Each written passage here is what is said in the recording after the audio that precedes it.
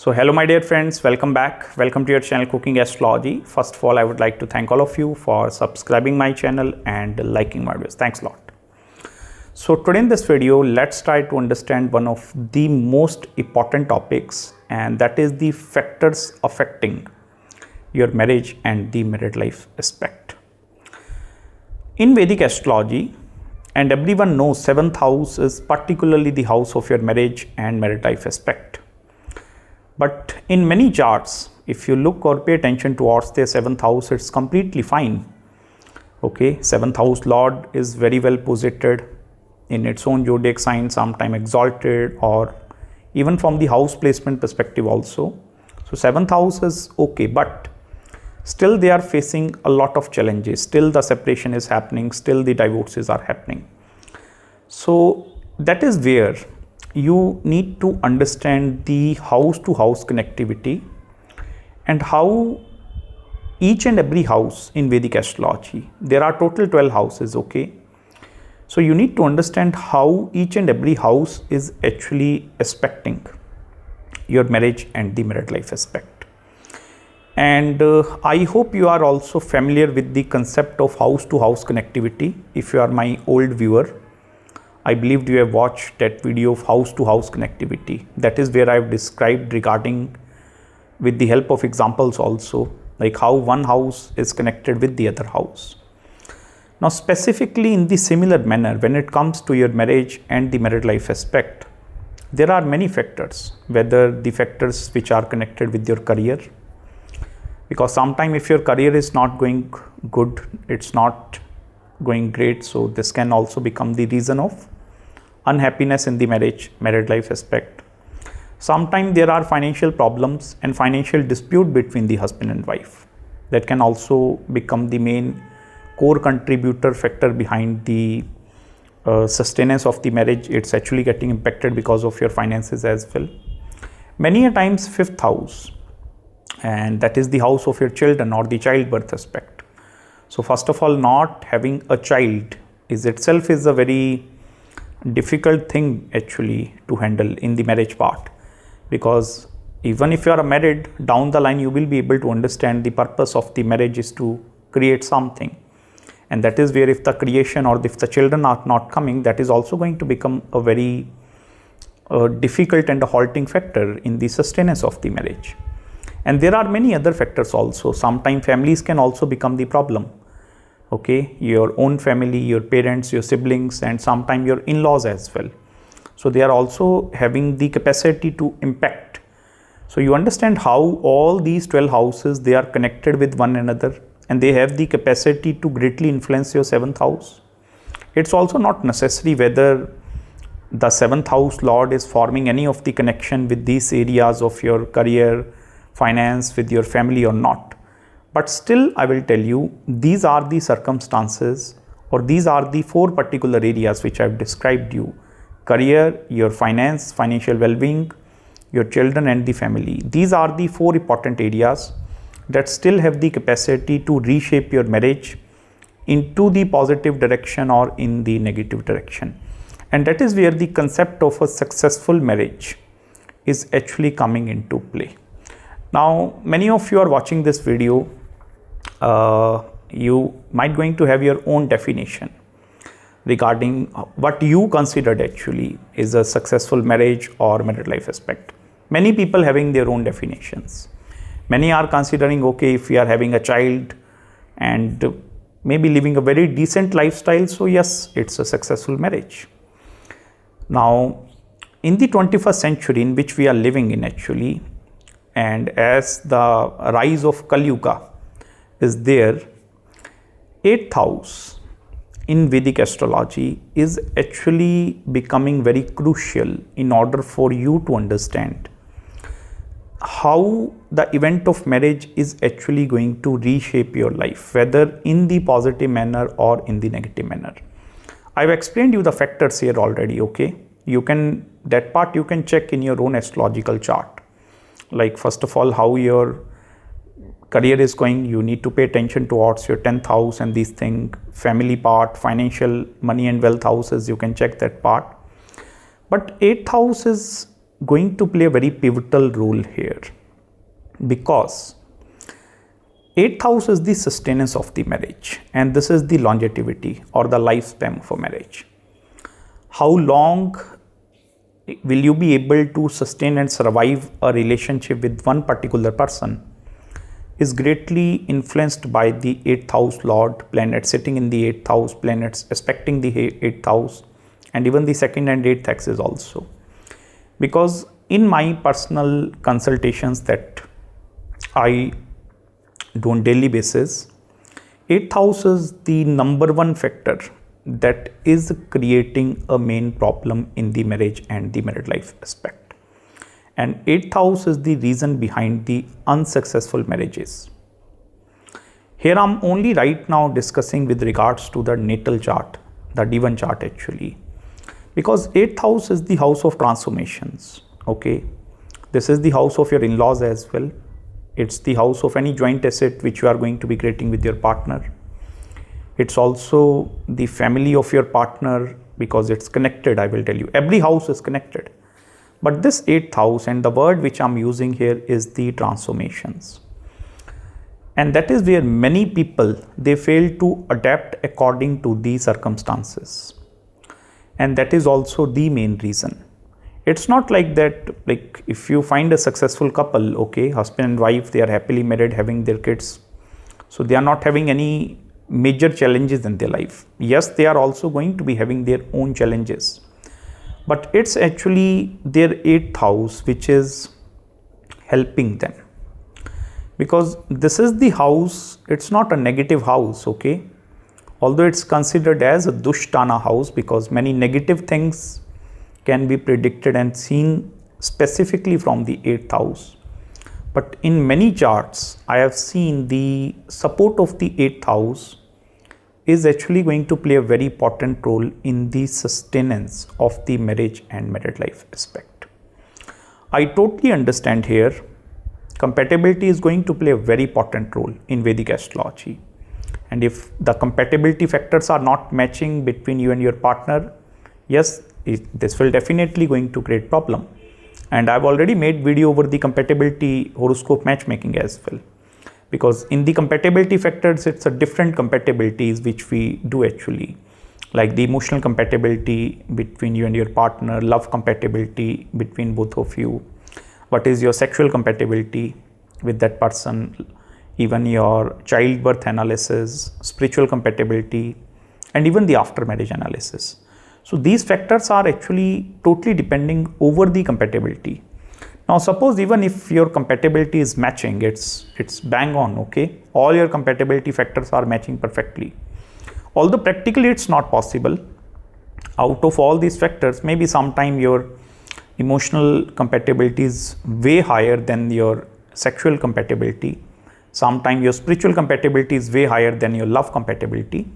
So these situations are going to differ a lot.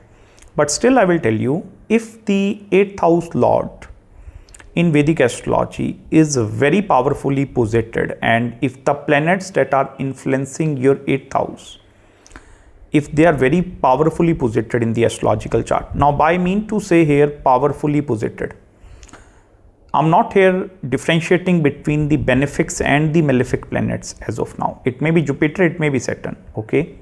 But if the dignity of the graha is very powerful, these people have the capacity to uphold dharma. Then no matter what circumstances these individuals go through in their life, because by doing consultations, I tend to discover many new things actually. There is one consultation, I'm not going to use any person name here for the confidentiality standpoint of view. But one person wife is sick, having cancer, diagnosed with cancer at the age of 56. And they are married for more than 25 years actually. Yes, they are having their own kids also. But now the husband want to leave the wife completely because she have diagnosed with the cancer actually. And that is where if your 8th house is not powerful, you will not hesitate before actually leaving your partner into the difficult circumstances. Because understand one thing here, the bond of marriage, many people consider 7th house, that is the reason the sign of Libra is up there, because if in one single sentence if you describe marriage, it's balance. Okay, the sign of Libra is balance. So here you need to balance out many things.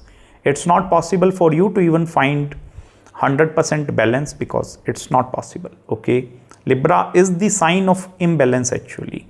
So this is going to create imbalance in your life, and that is where, if in your astrological chart, if the sign of Libra, specifically in the D1 chart, if the sign of Libra is greatly impacted with some negative planets, irrespective of which ascendant you are right now, but if the sign of Libra is greatly impacted, your 7th house is going to feel its impact, no matter where the zodiac sign of Libra is posited. Any single most planet that is also posited in the sign of Libra have the capacity to influence your marriage. And that is where striving or towards gaining that balance is the actual and the main purpose. How will you be able to maintain a balance between you and your partner is the event of marriage and the married life aspect. And that is where, when you are going for a matchmaking or a compatibility analysis, don't ignore the sign of Libra. You are matching all the compatibilities, but if the sign of Libra is afflicted with more and more malefic planets, it's becoming very hard, very difficult for you to find a balance in the marriage and married life aspect. This is the first main factor. Second main factor which is influencing your marriage and married life aspect is planet Moon, and the 7th house apart, which planet is posited. Directly opposite, count 7 places away. I made separate videos on each of these topics which I'm discussing you, but I'm just giving you a brief summary which you need to keep in your mind. Directly opposite from the Moon, look 7 places away, because Moon is your mind and you need to plot your Moon chart as well, because by plotting your Moon chart, it shows your mental capacity towards dealing with the 7th house related matters. How you are going to deal if some sort of a difficulty arises is totally dependent from 7th place away from the Moon. And that is why it's important to have no planet 7th from the Moon.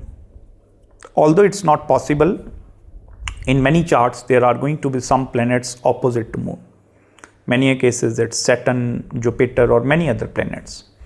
But I will tell you, if the planets opposite to the Moon, if they are negatively posited in the chart, then they also have the capacity to negatively impact this marriage and the married life aspect. So these are the 2 important factors, first of all, you need to check. Third big red flag I'm telling you is similar ascendant. If you are going to marry a person within the same ascendant, like suppose you are Scorpio ascendant in Vedic Astrology, and you are marrying a partner with the same ascendant, Scorpio, most of the time, and I have seen couples that are married and having these similar ascendants actually.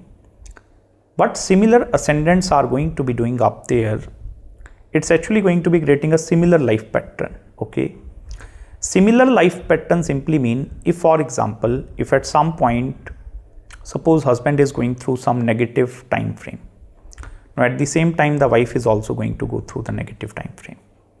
If at some point husband is going through good, wife will also go through good. Whereas in the event of marriage, we need to check, even if for example one person is going through the negative time frame, other person must need to go through positive time frame, so that at least your partner can support you. This is also the additional factor actually that is impacting the sustenance of the marriage, because similar ascendants, they are going to have the same life pattern, and that is where it become also sometimes very challenging for them to develop a strong level of intimacy between both of them actually, because that part is only coming if you are going for some opposite. Like if you are a Libra, you are going for Aries. If you are a Scorpio, you are going for Taurus. Or if you are a Sagittarius, you are going for Gemini. Because directly opposite or the 7th house apart, whichever the zodiac sign is posited, this zodiac sign have the capacity to create a impact. And that is where, if you look right now in any person chart, pay attention towards your ascendant, first house, and then look into the seventh house. Now, first house is you actually. If you are, for example, Sagittarius ascendant, you born with Sagittarius, so you are having all the natural qualities of Sagittarius because that is your true personality. Now, as soon as I request you to please now go for marriage, you are going 7 places away and it's a total opposite energy. Because directly opposite to the sign of the Sagittarius is actually that Gemini energy is up there. So it means it becomes very difficult for Sagittarius to first of all adjust according to the sign of Gemini. But in order for the Sagittarius and Gemini to actually become adjusted with one another, they need to take some time to understand the energy. And that is where the intimacy will come actually. Because when something is unknown, then you have the capacity to explore other person. And that is the main reason why also in the initial stages, when you are experiencing love from the very first time, you tend to become like a totally mad person. You don't know what is happening, what is going, nothing, okay? So that force, that energy is the energy of unknown. Because you want to explore what is there, what is that unknown, and that is the 8th house. This is the unknown, that it's the hidden realm. No astrologer can predict up to 100% what is in the 8th house. No astrologer, I will tell you. Because this is the hidden house. Hidden simply means which you might not be able to see with the naked eyes, which you might only be able to experience but not be able to communicate with other people. And that is where the sign of Scorpio, both of these signs, Libra, I told you, it's the balance which you need to maintain. You need to check also. Any planet in the Libra have the capacity to influence. Second is the Scorpio. This is that sort of element. It's a very secretive element, first of all. Now, planets, if they are going in Scorpio zodiac sign, any planet, yes, there are going to be some secrets associated with your partner. Strong secrets. And there are going to be possibility the same secrets are going to be associated with your chart as well. Because Scorpio is the realm of total unknown. I mean to say total unknown, you don't know. Here you need to explore.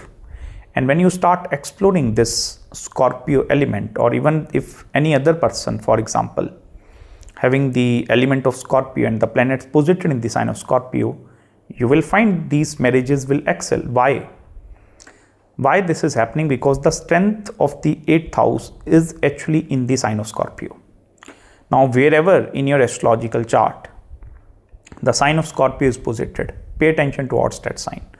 Look which planets are posited up there. This is the single most planet. If you will be able to just work over this planet, strengthen this planet, automatically this will help you to create a successful marriage into your life. So these are the two important factors, the sign of Libra and the sign of Scorpio.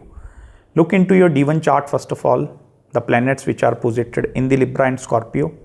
If no planets in Scorpio and Libra, look which planets are impacting. Is there any aspect falling over the sign of Libra where that planet is posited? Is there any aspect falling in the sign of Scorpio or directly opposite to both of these zodiac signs? Is there any other planet posited in the sign of Aries, or is there any other planet posited in the sign of Taurus or not? Because these two planets, Mars and Venus, marriage is a concept and game which is dependent only over these two planets. Now, I totally understand Jupiter is important, other areas which I discussed initially with you, like career is important, financial growth is important. But many a times I have seen people are having good financial growth. They are having very stable careers. They are having a very good family support as well. But still something is lacking. And that something is lacking is the sign of Scorpio and the sign of Libra. So it means the affliction is going to be somewhere in these two zodiac signs. And that is where, even if you are a married person or if you are not married, first of all, pay attention towards these two zodiac signs. Focus over improving. the planets that are sitting in these two zodiac signs or directly opposite. This will eventually help you to create a successful marriage and the married life aspect in the longer duration of the time. So I hope you have gained some interesting inputs regarding the sustenance of marriage in this particular video with me. If you are having any queries, any consultations, you can just drop me an email. It's 8nikhilgargate@gmail.com. If you require any marriage consultation, spiritual consultation, business consultation, or maybe horoscope matchmaking, so don't hesitate to get in touch with me. And make sure to subscribe my channel below and hit the like button if you really enjoy this video. Even if you want to do some contribution by sending me super thanks, you can definitely send me super thanks, and I'm going to meet you very soon in the next video. Till then, bye bye and Hare Krishna.